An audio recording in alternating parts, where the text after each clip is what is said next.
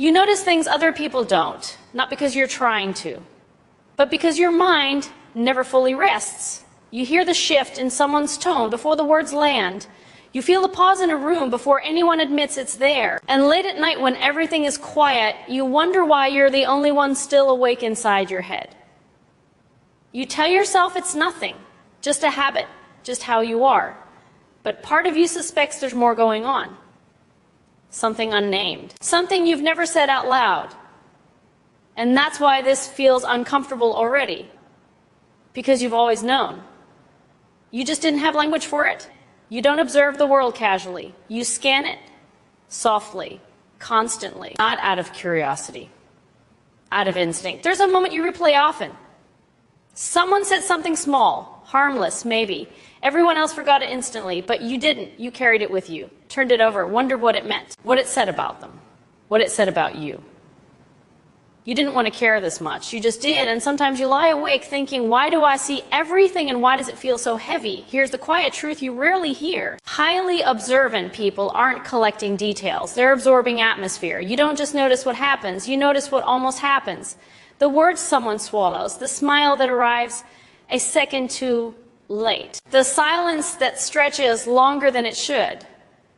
Your mind fills in the gaps automatically, not because you're imagining things, but because you're attuned to patterns. And once you see a pattern, you can't unsee it. That's why conversations don't end when they end. They follow you home. They sit beside you in the dark. You replay them, not to punish yourself, but to understand what was real, what was hidden, what changed without being announced. You don't trust the surface. You never have. There's a second layer to everything for you, and sometimes a third. It's exhausting. But it's also how you survive. You learned early that awareness keeps you safe. So you watch and listen and notice even when you wish you could stop.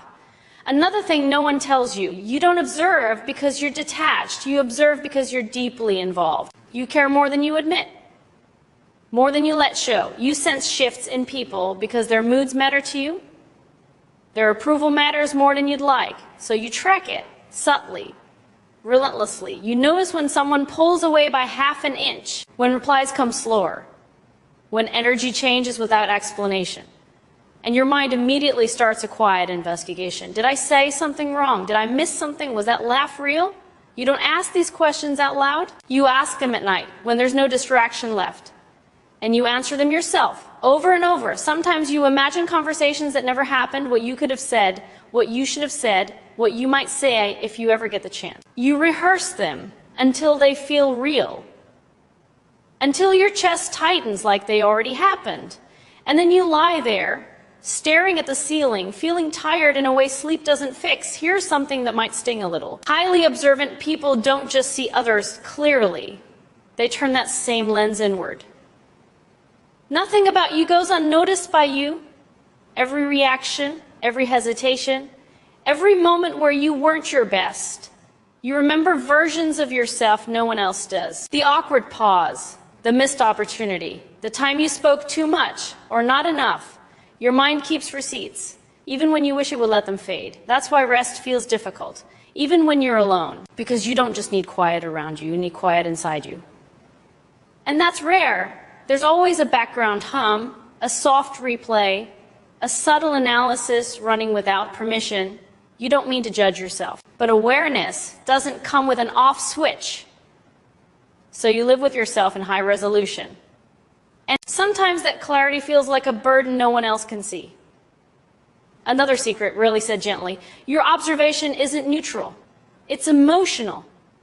You don't watch the world like a camera, you watch it like someone who feels everything twice. Once in the moment, and again later. That's why certain memories hit you unexpectedly.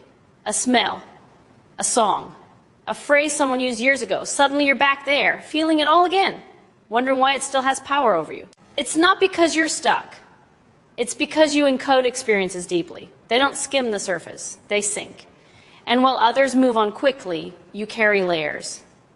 This is why future scenarios visit you so often at night. Your mind tries to prepare you. It imagines outcomes, conversations, losses, mistakes, not to scare you, but to protect you. If you can see it coming, maybe it won't hurt as much, so you mentally walk through possibilities again and again.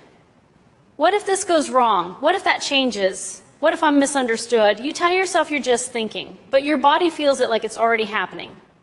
Your chest tightens, your breath shifts, sleep drifts further away. And still, you keep observing. Hear something softer now, something you deserve to hear. You're not hyper-aware because you're broken. You became this way because you learned to pay attention. At some point, noticing mattered. Reading the room mattered. Anticipating reactions mattered. So you adapted quietly.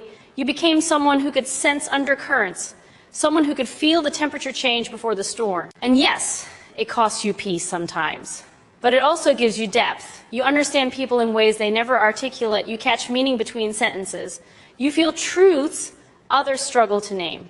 That's why people sometimes feel seen by you without knowing why. And it's why you feel unseen so often yourself. Because who notices the one who notices everything? You rarely talk about how tired you are. Not physically. Mentally. How your mind keeps going long after the day ends.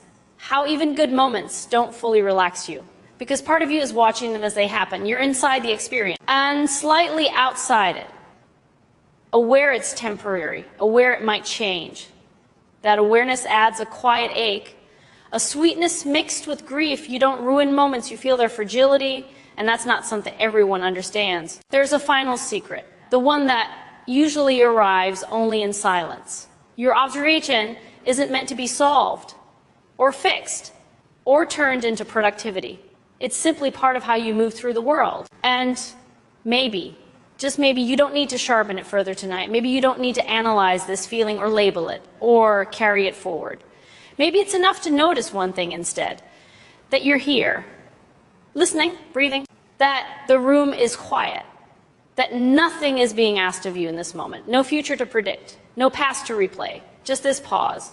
You don't have to stop observing forever. Just rest the lens for a moment. Let the world blur slightly. You're allowed to exist without interpreting everything, even briefly. And if your mind drifts again, that's okay. It always does. But for now, stay here. You don't need to understand this feeling to let it pass. Just sit with it. It will soften.